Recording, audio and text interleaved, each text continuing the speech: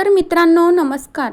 सावळ्याची जणू सावली या मालिकेच्या आजच्या म्हणजेच 19 मेच्या एपिसोडमध्ये आपण बघणार आहोत. इकडे मात्र आता काय होतं, काल मात्र आपण बघितलं की अबीरला आणि राजकुमार यांच्यामध्ये चांगलाच वाद झालेला असतो. आता अबीर व राजकुमार हात उगारणार असतो तेवढ्या वेळामध्ये लगेच तिथे जगन्नाथ येतो.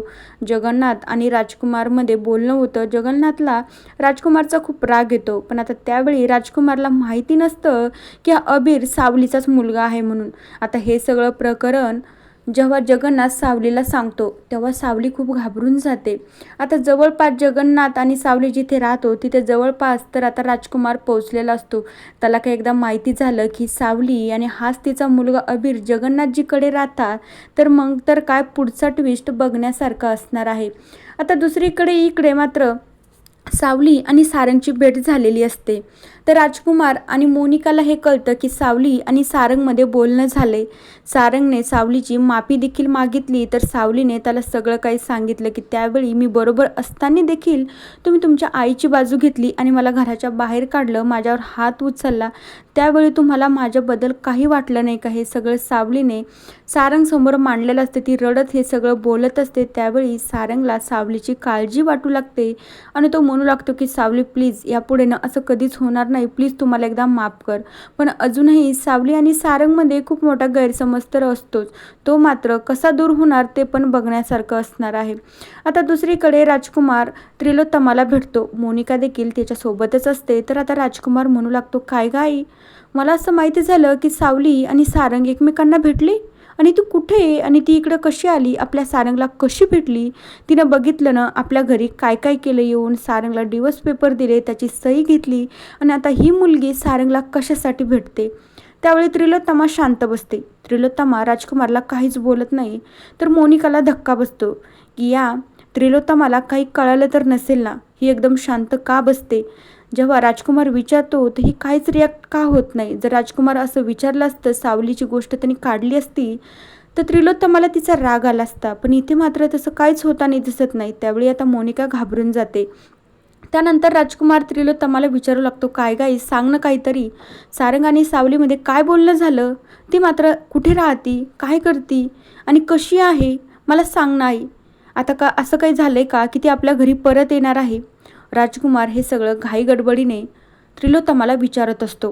त्याला हे विचारायचं असतं की सावली आणि सारंगमधलं भांडण मिटलं का आई, आणि सावली या घरात येणार आहे का. पण त्याला मात्र हे नको आहे, कारण की सावली जर त्या घरात परत आली तर मोनिका आणि राजकुमारला ती परत एकदा घराच्या बाहेर काढेल. या गोष्टीचीच राजकुमार आणि मोनिकाला भीती असते. त्यावेळी आता त्रिलोत्तमाचं काय उत्तर असेल ते उद्याच्या भागात नक्की बघूया. दुसरीकडे आता जगन्नाथने घडलेला सगळा प्रकार सावलीला सांगितलेला असतो. सावलीला सांगितल्यावर सावली खूप घाबरून जाते. सावली म्हणू लागते की बाबा एक गोष्ट सांगू का, विषय फक्त अबीरच्या जीवाचा नाही तर विषय आपल्या सगळ्यांच्या जीवांचा आहे. कारण की तो राजकुमार आपल्या घरापर्यंत येऊन पोहोचला. आता पुढे काय होणार, तो माणूस ना खूप खत्तर आहे, आपल्याला चांगलंच माहिती झाले. त्यांनीच मला त्या घरातून बाहेर काढलं, त्यांनीच आमच्यामध्ये भांडण लावले आणि नाव मात्र त्रिलोत्तमा मॅमचं घेतलं आहे त्यांनी.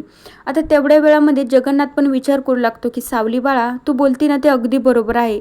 त्याला तर अजून माहिती पण नाही की अबीर तुझा मुलगा आहे. ज्या दिवशी त्याला हे माहिती होईल ना, त्या दिवशी काय होईल तर विठुरायालाच माहिती आता. त्यावेळी सावली म्हणू लागते की बाबा आपल्याला लवकरात लवकर काहीतरी करावं लागेल. हा राजकुमारनं शांत बसणाऱ्यातला नाही.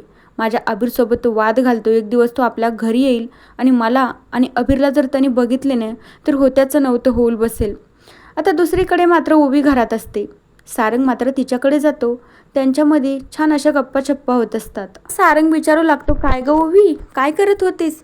तर ओवी हसत आनंदातच आता सारंगला सांगत असते की बाबा तुला गोष्ट सांगू का, मी न स्वप्नामध्ये गाणं गात होते, खूप छान एन्जॉय केला मी आणि खूप छान गाणं म्हणले बरं का मी. आता त्यावेळी जेव्हा ओवी म्हणत असते की बाबा मी स्वप्नामध्ये गाणं गात होते, तर सारंगला त्यावेळी सावलीची आठवण येते. सारंगला सावलीची आठवण आल्यावर तो एकदमच खचून जातो, पण तो ओवीसमोर काही दाखवत नाही.